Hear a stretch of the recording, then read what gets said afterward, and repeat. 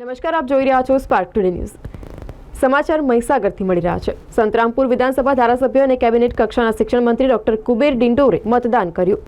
શિક્ષણ મંત્રી ડોક્ટર કુબેર ડિંડોરે હાથમાં મોરપીંછ રાખી મતદાન કર્યું. અગાઉ પ્રચાર દરમિયાન પણ શિક્ષણ મંત્રી હાથમાં મોરપીંછ સાથે જોવા મળ્યા હતા. દાહોદ લોકસભા બેઠકના ઉમેદવાર જસવંતસિંહ ભાભોર જંગી લીડથી જીતશે તેવો વિશ્વાસ વ્યક્ત કર્યો હતો.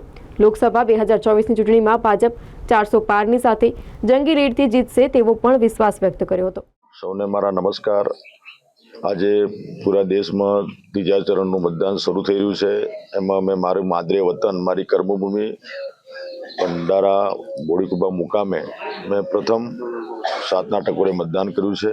અને સાથે સાથે મારા ગ્રામ્યજનો, મારા તાલુકાની પ્રજાપ્રેમી, ધર્મપ્રેમી, કલાપ્રેમી જનતાને, મારા યુવાનોને, વડીલો, માતા બહેનોને હું આહવાન કરું છું કે બધા પોતાના મતનો ઉપયોગ કરે, મતાધિકાર કરે, 100% મતદાન કરે એવી અપીલ પણ કરું છું.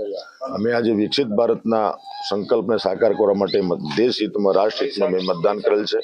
અને તમામને મારી શુભેચ્છા અને સાથે સાથે તમામ મતદારો પોતાના મતનો ઉપયોગ કરે એવી મારી વિનંતી છે.